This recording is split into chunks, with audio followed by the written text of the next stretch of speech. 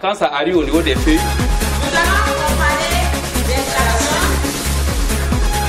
la tige et la feuille. Les signes ne trompent pas.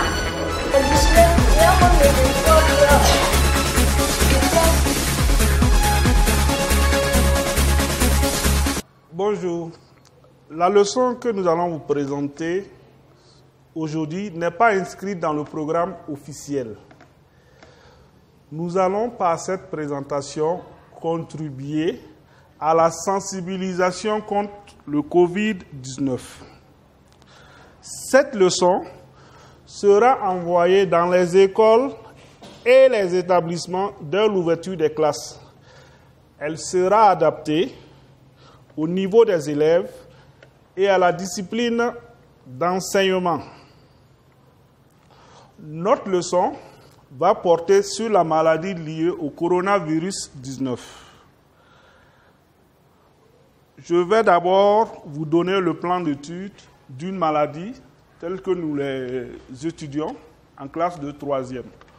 Tout d'abord, on donne d'abord les signes de la maladie, les symptômes. Ensuite, on donne l'agent causal, le germe qui est responsable de la maladie. Et éventuellement, on précise s'il y a un vecteur, s'il n'y en a pas. Après, on étudie le mode de transmission.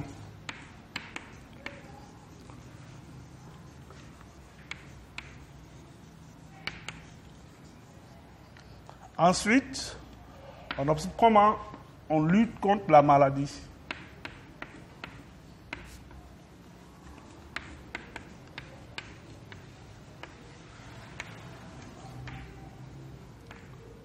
La lutte contre la maladie s'effectue à deux niveaux.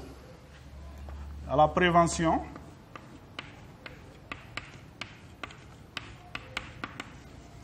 et nous avons le traitement.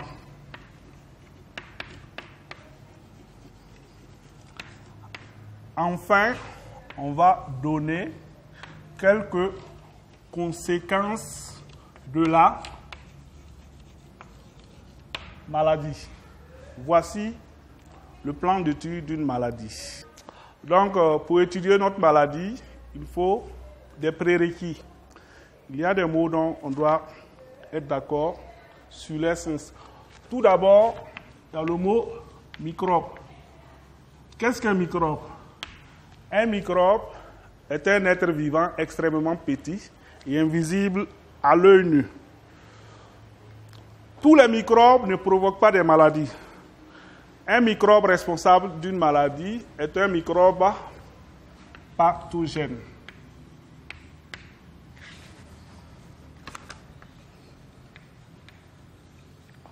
On peut vous citer des exemples de microbes pathogènes.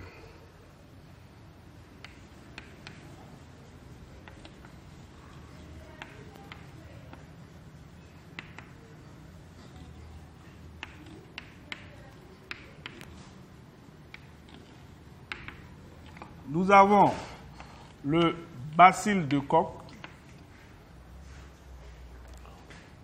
Nous avons le bacille de Koch qui est responsable de la tuberculose. C'est une bactérie. Nous avons le virus rabique qui est responsable de la rage.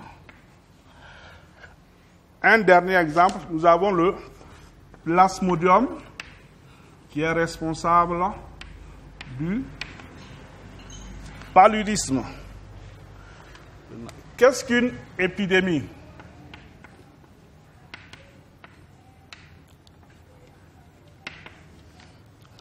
Une épidémie, c'est l'augmentation inhabituelle.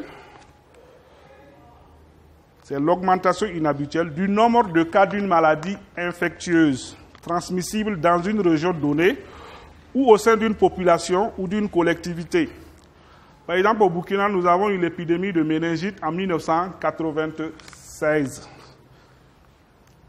Après épidémie, qu'est-ce qu'une pandémie? Une pandémie est une maladie épidémique dont la presque totalité des habitants d'une région géographique de grande taille sont victimes. Qu'est-ce qu'une maladie infectieuse?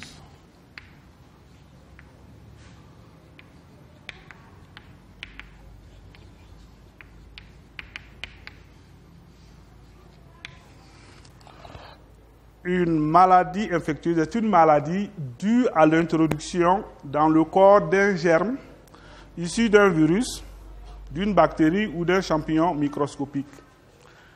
Par exemple, le kwashiorkor que nous étudions en classe de 3e n'est pas une maladie infectieuse.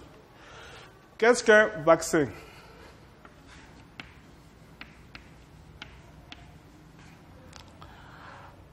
Un vaccin est une préparation de micro-organismes ou de leurs composés qui induisent une protection contre les effets pathogènes d'un virus ou d'une bactérie.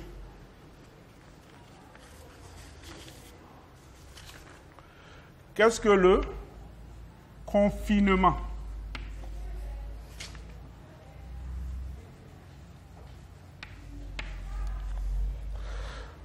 Le confinement est l'ensemble des précautions prises pour empêcher la dissémination ou la propagation d'une maladie au sein d'une population et éviter l'engorgement des services de santé. Enfin, qu'est-ce qu'une quarantaine?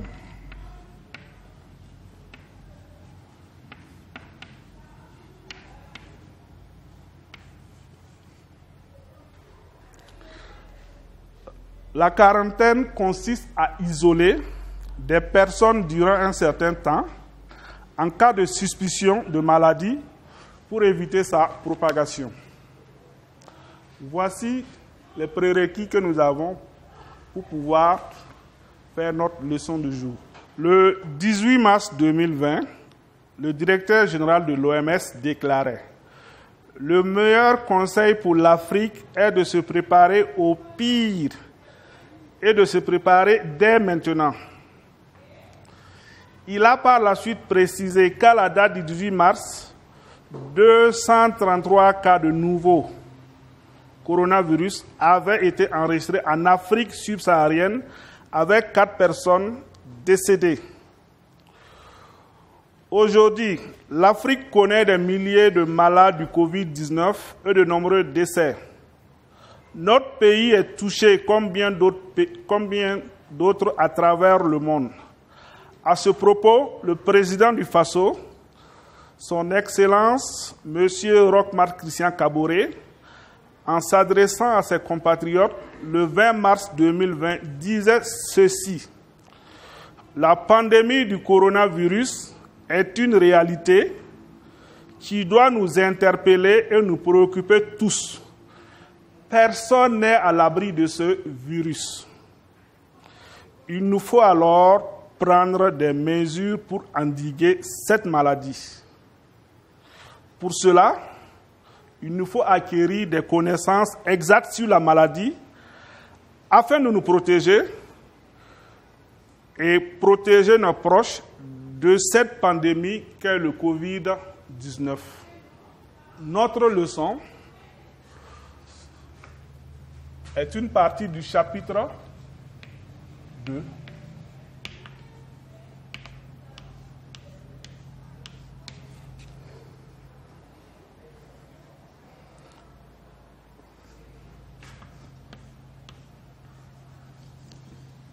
Infection.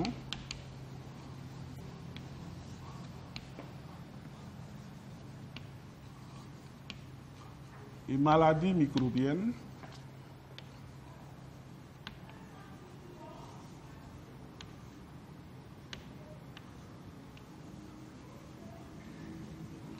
Et l'éducation préventive.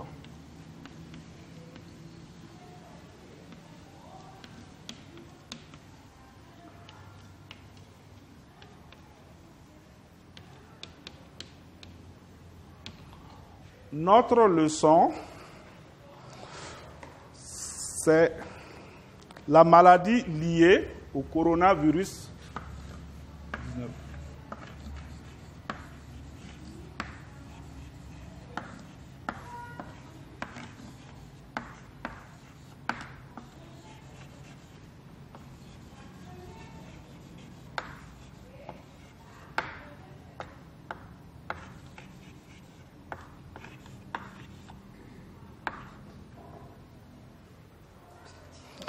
Voilà.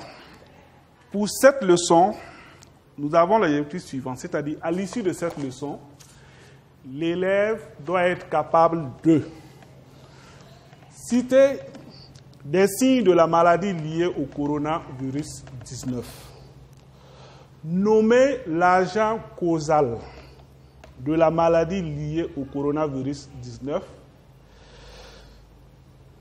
citer des moyens de prévention de la maladie liée au coronavirus 19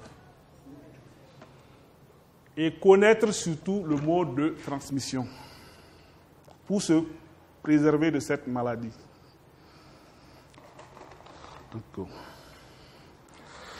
La maladie liée au coronavirus 19 est une maladie infectieuse apparue dans la province de Wuhan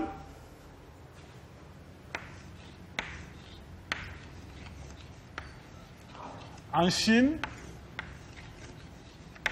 en 2019. Covid-19 signifie CO pour corona, V pour virus, D, disease qui signifie maladie en anglais, et 19 c'est l'année d'apparition, 2019. C'est un virus qui est apparu en 2019. Pour commencer, nous allons voir en petit 1 les signes ou symptômes de la maladie.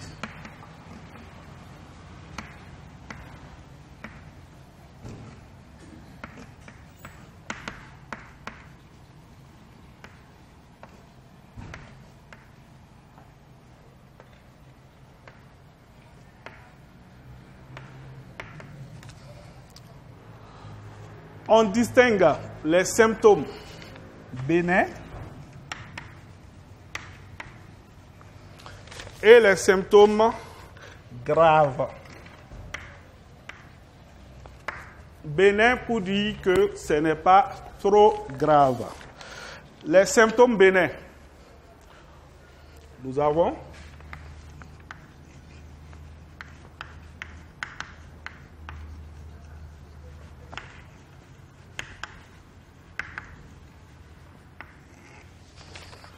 il y a une légère fièvre,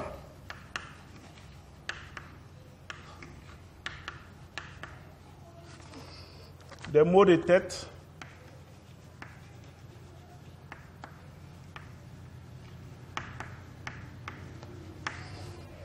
des maux de gorge,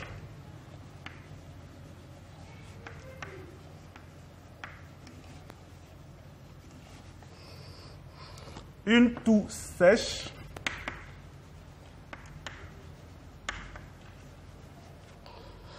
et des éternuements.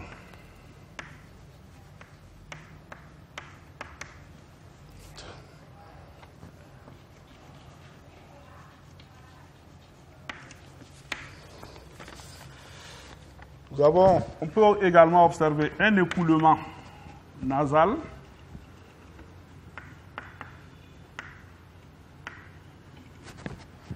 des courbatures,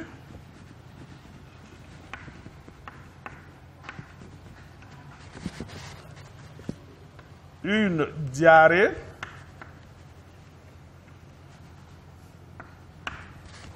et la fatigue. Donc, ceux-ci sont les symptômes bénins de la maladie. Une légère fièvre, des maux de tête, des maux de gorge, une toux sèche, des éternuements, un écoulement nasal, des courbatures, une diarrhée et la fatigue. Ensuite, nous allons voir les symptômes graves. symptômes graves.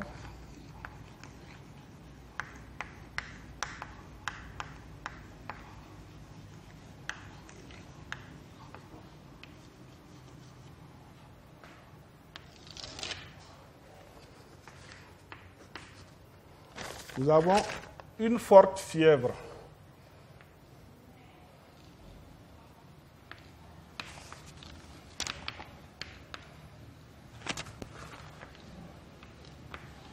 Plus de 40 degrés Celsius.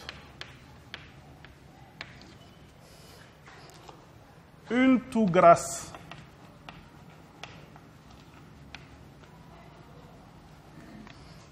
Des difficultés respiratoires.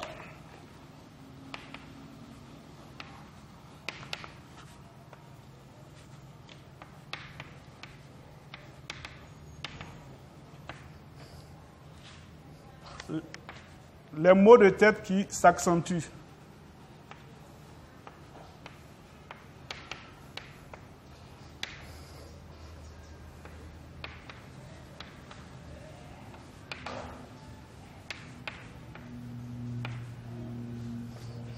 Et enfin, une fatigue générale. Donc, les symptômes graves sont une forte fièvre, une toux grasse, des difficultés respiratoires, des maux de tête qui s'accentuent et une fatigue générale. Voici les signes de la maladie. Maintenant, quel est l'agent causal? Petit 2, agent causal. L'agent causal est le coronavirus.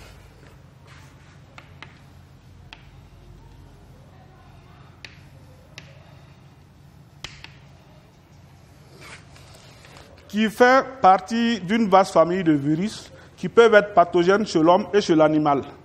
Le Covid-19 est le dernier coronavirus découvert en décembre 2019 à Wuhan, en Chine. Maintenant, comment l'agent causal est transmis? Petit 3, mode de transmission.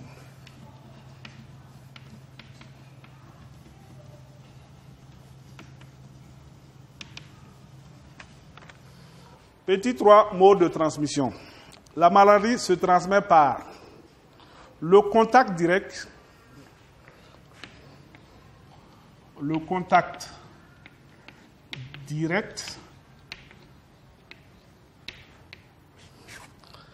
avec une personne infectée.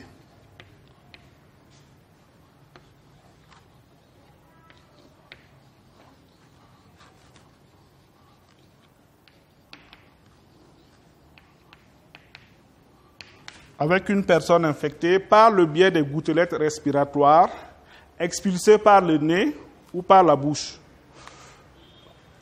Elle peut également se transmettre par le contact avec les objets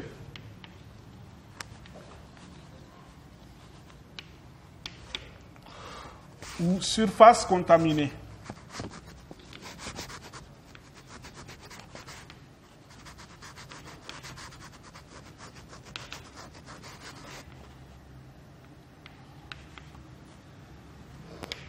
Surface contaminée par des gouttelettes et crachats rejetés par une personne infectée. Selon l'OMS, les coronavirus ne sont pas d'habitude transmissibles par voie sexuelle.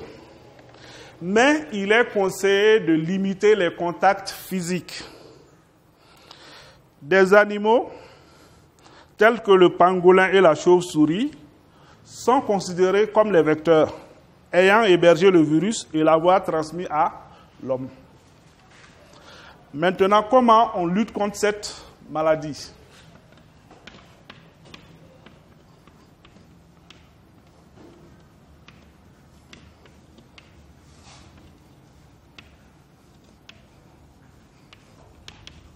La lutte contre la maladie s'effectue à deux niveaux. À un premier niveau, nous avons les moyens de prévention.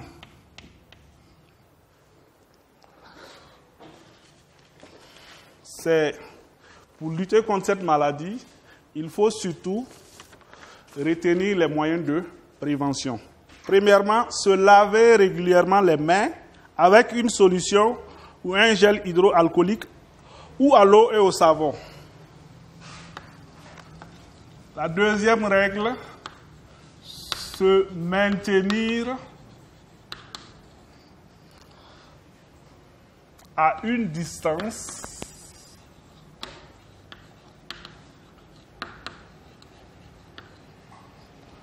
de 1 mètre. De 1 mètre au moins avec les personnes qui toussent ou qui éternuent. La troisième règle, éviter de toucher les yeux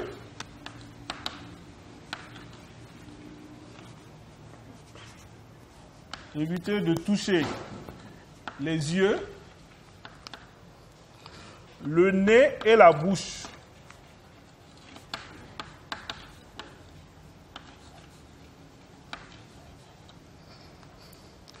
Quatrième règle, veillez au respect des règles d'hygiène.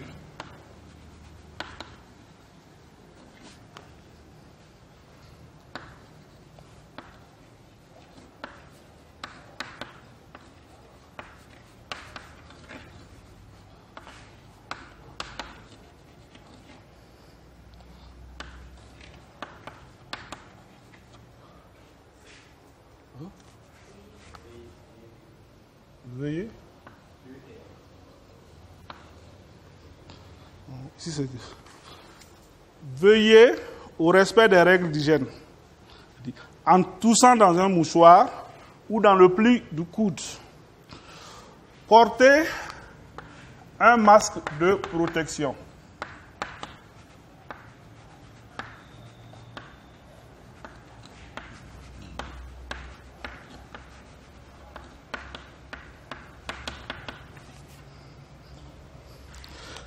Évitez de serrer les mains.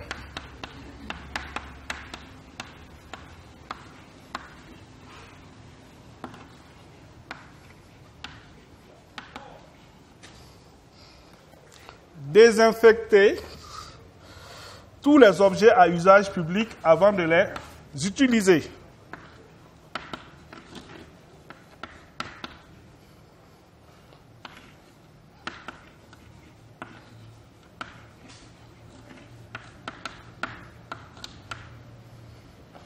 Désinfecter tous les objets à usage public avant de les utiliser.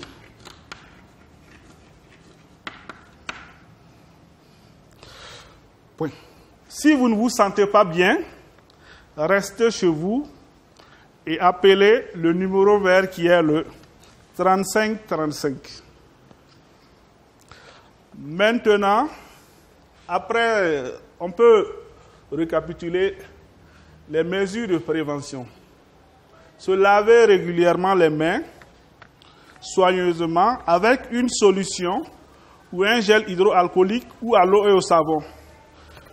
Maintenir une distance d'au moins 1 mètre avec les personnes qui toussent ou qui éternuent. Éviter de toucher les yeux, le nez et la bouche.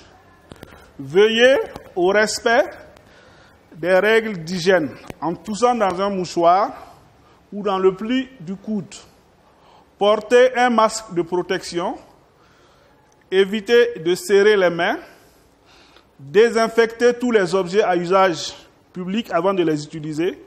Et enfin, si vous ne vous sentez pas bien, restez chez vous et appelez le numéro vert qui est le 3535. Dans la lutte contre la maladie, on va terminer avec le traitement.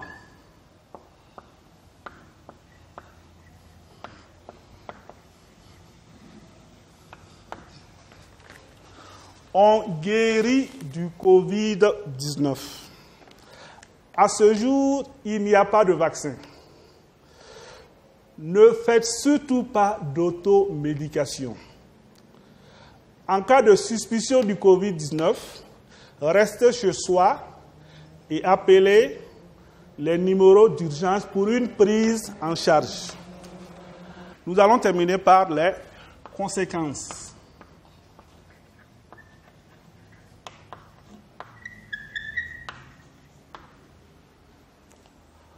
La première conséquence de la maladie, nous avons la fermeture des écoles.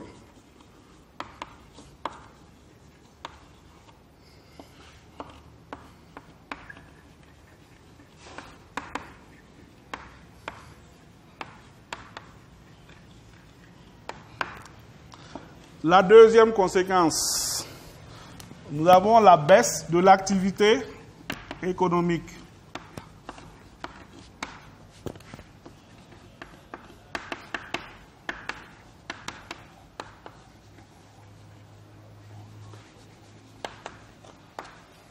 La baisse de l'activité économique par la fermeture des marchés, la fermeture des frontières. Nous avons un risque de crise sociale dans les pays touchés. Nous avons la baisse de l'activité sismique.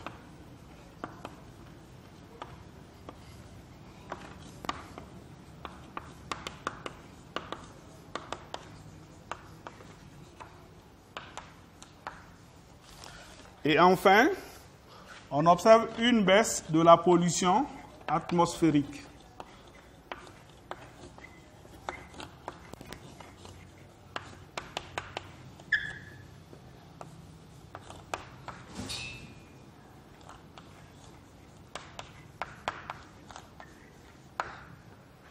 Et pour finir, nous avons de nombreuses pertes en vies humaines.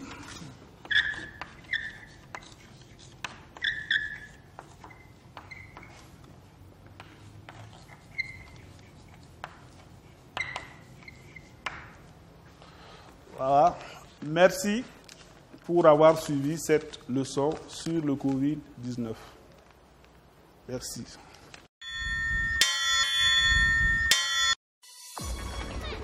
Quand ça arrive au niveau des feuilles, Nous allons comparer l'installation, la tige et la feuille. Les signes ne trompent pas.